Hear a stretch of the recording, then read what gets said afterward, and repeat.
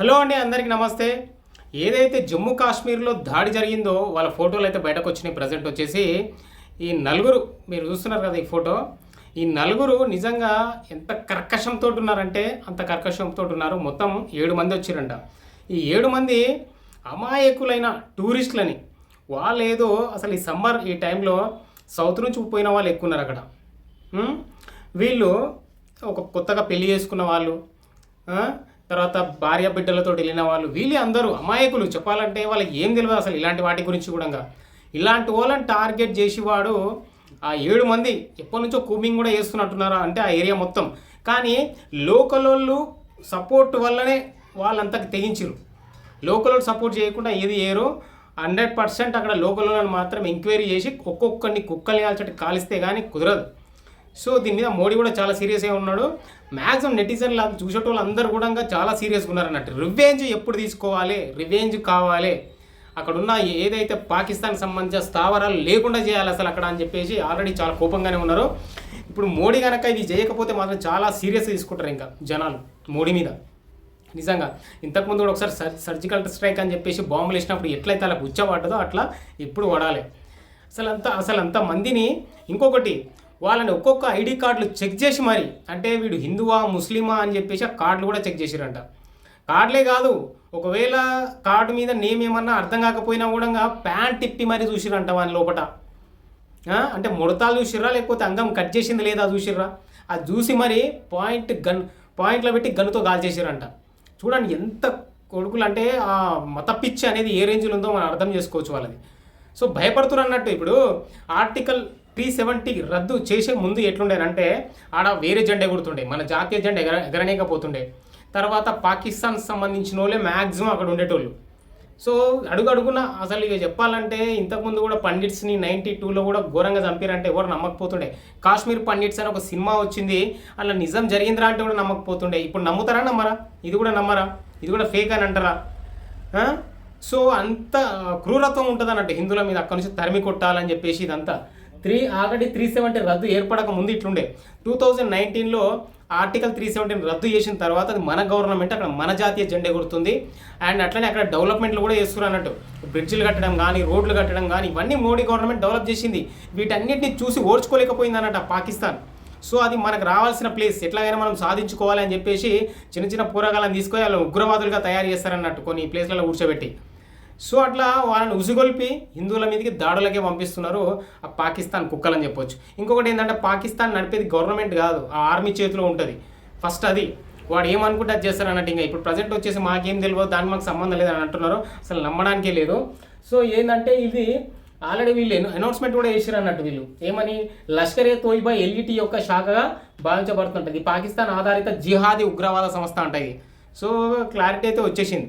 ఈ ఉగ్రవాద సంస్థ ఆల్రెడీ టీఆర్ఎఫ్ యొక్క కొన్ని ముఖ్యమైన వివరాలంట. ఏర్పాటై 2019 అక్టోబర్లో ఆర్టికల్ 370 రద్దు తర్వాత టీఆర్ఎఫ్ జమ్మూ కాశ్మీర్ను భారతదేశం నుండి విడిపించే లక్ష్యంతో, అంటే ఏంటంటే జమ్మూని భారతదేశం నుండి ఎలాగైనా సరే సపరేట్ చేయాలనే లక్ష్యంతో ఒక స్వదేశీ ప్రతిఘటన ఉద్యమంగా చిత్రీకరించబడిందంట.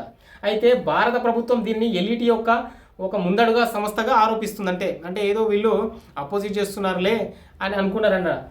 టీఆర్ఎఫ్ సామాన్య పౌరులు, ముఖ్యంగా కాశ్మీర్ హిందువులు, సర్కారీ ఉద్యోగులు, వ్యాపారవేత్తలు, స్థానిక రాజకీయ నాయకులు మరియు భారత భద్రతా దళాలపై ఆ దాడులకు బాధ్యత వహిస్తుంది. ఇది గెరిలా యుద్ధ వ్యూహాలకు ఉపయోగిస్తుంది మరియు సోషల్ మీడియా ద్వారా ప్రచారం చేస్తుంది. సో దీన్ని బట్టి ఏంటంటే ఈ ముష్కరా తోయిబా ఏదైతే ఉందో ఈ ఎల్ఈటీ వీళ్ళు ఎప్పటి నుంచో ఉన్నారన్నట్టు. అంటే టార్గెట్ చేసుకుంటూ ఉన్నారు, అక్కడక్కడ చంపుతూనే ఉన్నారు, దాక్కుంటూ ఉన్నారు. ఉద్యమం లాగా అన్నట్టు. ఇంకా మా ప్లేస్ మాకు కావాలి, ఇలా తరిమి కొట్టాలి. అది కాశ్మీర్ మంచిగా డెవలప్ చేసిన తర్వాత ఎక్కడెక్కడ నుంచో ఇతర దేశాల నుంచి కూడా వస్తున్నారు ఆ ప్లేస్కి. మన సౌత్ నుంచి కూడా చాలామంది వెళ్తూ ఉంటారు. అంటే అక్కడ వాతావరణం కదా అంతా చాలా బాగుంటుంది, సుందరవనం అని చెప్పొచ్చు. అలాంటి ప్లేస్లో రక్తపాతం క్రియేట్ చేస్తుర్రు ఈ నా కొడుకులు. అసలు ఇప్పటికీ కూడా కొంతమంది అయితే బయటకు వస్తలేరు, మాట్లాడతలేరు. కుహనావాదులు అంటారు వాళ్ళని. అంటే కొంతమంది కమ్యూనిస్ట్ విధవలను వచ్చాలని వాళ్ళైతే బయటకు వచ్చి మాట్లాడతలేరు. ఇంతకుముందు ఏ చిన్న ఇష్యూ జరిగినా మాత్రం హిందువుల మీద దాడులు జరిగితే ఎవరు రావడం బాధ. నిజం అది. హిందువులు చచ్చిపోయినా రారు, ఏం జరిగినా రారు. లేకపోతే ప్రకాష్ రాజ్ లాంటి వాళ్ళు, ఆ స్టాలిన్ లాంటి వాళ్ళు వీళ్ళందరూ ఎగేసుకొని వచ్చి మాట్లాడుతూ ఉంటారు అన్నట్టు. అది జరిగింది, వేరే మతానికి ఇది జరిగిందని. ఇప్పుడు ఎవడు రాడు. సో కాంగ్రెస్ వాళ్ళు కూడా చెప్పాలంటే ఎవరు కూడా పెద్ద ఇన్వాల్వ్ అయిన సంఘటనలు అయితే ఏం కనబడతలేవు. వాళ్ళు శిక్షించండి అని ఎవరు తీవ్రంగా శిక్షించాలని ఎవడు అంటలేడు. నేను దీన్ని ఖండిస్తున్నాను అని చెప్తున్నాడు అంతే. ఇంకా రాహుల్ గాంధీ గారు నేను ఖండిస్తున్నాను అంతే, అంతకంటే ఇంకేం లేదు ఇంకా. సో అట్లా అన్నట్టు ఒకటి ఏంటంటే నిజంగా ఇది ఏదైతే ఇట్లా అమాయకులను చంపి ఇష్టం వచ్చినట్టుగా మోడీకి వాడు అంటాడంటే ఒకడు చంపిన తర్వాత ఆ భార్య బిడ్డ మమ్మల్ని కూడా చంపేయండి, ఎట్లా మా ఆయన చంపారు కదా, నాకు కూడా బతకడం లేదు, బతకాలని లేదు, చంపేయండి అంటే వాడేమన్నాడంట తెలుసా, ఈ విషయం మోడీకి వెళ్ళి చెప్పు, మేము వదలమని చెప్పు, మేము చంపుతామని చెప్పు అని చెప్పేసి అంటున్నంట. అరే 120 కోట్ల జనాభా ఉన్న భారత్ ఎక్కడ, ఆఫ్టర్ ఆల్ 20 crores కూడా లేరు నీ పాకిస్తాన్ ఎంత, ఒక్కసారి తలుచుకుంటూ ఉంటుందా అసలు అది, తునకలు అయిపోతుంది అసలు అది. శాంతి శాంతి అని చెప్పేసి ఇంకా మనం ఎందుకులే అని చెప్పేసి ఊకుంటున్నాం. ఇంకోటి ఏంటంటే అక్కడ మ్యాక్సిమం ముస్లిమ్స్ ఎక్కువ ఉంటారు అక్కడ, ఏదైతే ఇప్పుడు జమ్మూ కాశ్మీర్లో వీళ్ళల్లో కుమ్మక్క అయిపోతారు అన్నట్టు, పట్టుకోవడం కూడా చాలా కష్టమవుతుంది అన్నట్టు పోలీసులకి కూడా. సో ఆర్మీ వాళ్ళు రావడం లేట్గా వాళ్ళు రావడం అంటే ఇంకొకటి ఆ డ్రెస్సులు కూడా ఆర్మీ డ్రెస్సులోనే పోయిరంట చూడు, ఆర్మీ డ్రెస్సులు వేసుకొని గుర్రాల మీద పోయి చంపేసారంట. అంటే చూడండి, అంటే లోకల్ సపోర్ట్ లేనిది వాడు వస్తాడా, అంతమంది వచ్చి గన్నులు పట్టుకొని వచ్చి అవి రిఫిల్స్ అంట, అవి పెట్టి కొడితే టపటప చచ్చిపోతారంట. అలాంటివి తీసుకొచ్చి కాల్చి పడేసారంట చూడండి ఆ ఏరియాలో. వాడు ఉన్నాడు ఒమర్ అబ్దుల్లా అని, దాని యొక్క సీఎం, వాడు వచ్చి ఏదో చూసేసి వెళ్ళిపోయినట్టు ఇంక అంతే. ఒకటి ఏంటంటే భారత్ నుంచి దాన్ని ఎట్లాగైనా సరే విడిపించుకోవాలని చెప్పేసి అది ఉద్యమం చేస్తారు, పాకిస్తాన్లో కలుపుకోవాలన్నట్టుగా. సో ఇంకా మొన్న రీసెంట్గా కూడా దాని మేజర్ ఆర్మీ చీఫ్ వాడు కూడా ఏదో మాట్లాడుతున్నట్టు, అది మాది ఎప్పటికైనా తలా మొండి అని ఇప్పటికైనా వేరు చేయలేరు అన్నట్టుగా మాట్లాడాడు. ఇప్పుడేమో కాదు మాకు దానికి ఏ సంబంధం లేదని అంటున్నాడు. సో ఇప్పుడు అసలు సినిమా అయితే చూడబోతున్నారు. ఈ 1 day 2 days వెయిట్ చేయండి. మోడీ సృష్టించే ఒక విధ్వంసం ఉంటుంది పాకిస్తాన్లో, అలజడి క్రియేట్ అవుతుందంట. సో దానికోసం ఈగర్లీగా ఇంకా వెయిట్ చేయండి అని చెప్తున్నారు. ఒక బాణసంచ మనం ఏమంటాం దివాళీ జరుపుకున్నట్టు ఉంటుంది అంటే ఇప్పుడు సర్జికల్ స్ట్రైక్ అనేది. సో కళ్ళు అయితే ఎరుపెక్కినాయి అని చెప్పొచ్చు అన్నట్టు. ఇది చాలా పెద్ద తప్పు చేసిర్రు, ఎంతమందిని చంపి చాలా పెద్ద తప్పు చేసిర్రు. ఇంకొకటి మన బీజేపీ గవర్నమెంట్ లేకముందు కూడా 2011లో వరుసగా హైదరాబాద్లో బాంబు పేలుళ్ళు జరిగినాయి. దిల్షు నగర్, గోకుల్ చాట్, లుంబిని పార్క్, బెంగళూరు, అంత డేర్గా ఎక్కడ పడితే అక్కడ వచ్చేటోళ్ళు ఆ టైంలో అయితే, కాంగ్రెస్ గవర్నమెంట్ ఉన్న టైంలో. కానీ ఇప్పుడు కొంచెం అంటే మ్యాక్సిమం తగ్గింది అనుకున్నాం, కానీ అక్కడనే టార్గెట్ చేస్తున్నారు అన్నట్టు. కరెక్ట్గా జమ్మూ కాశ్మీర్లోనే టార్గెట్ చేసి అమాయకులను చంపుతారు. ఇంకొకటి ఏంటంటే ఈ నా కొడుకులో కూడా చెప్పాలనుకుంటున్నా, అంటే మొత్తం పిచ్చి మరి ఏం నేర్చుకుంటారో దాంట్లో తెలియదు.